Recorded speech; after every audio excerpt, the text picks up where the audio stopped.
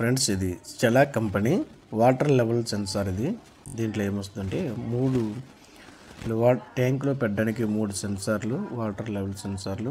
Next controller ఒకటి వస్తుంది.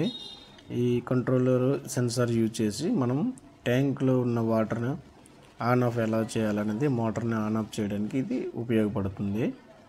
ఇది యూజ్ చేయడం వలన పదే మనం ఆఫ్ చేసి ఆన్ చేసేవలసిన అవసరం ఉండదు. ఇది 85 వోల్ట్స్ నుంచి 270 వోల్ట్స్ AC/DCలో వర్క్ చేస్తుంది కంట్రోలరు.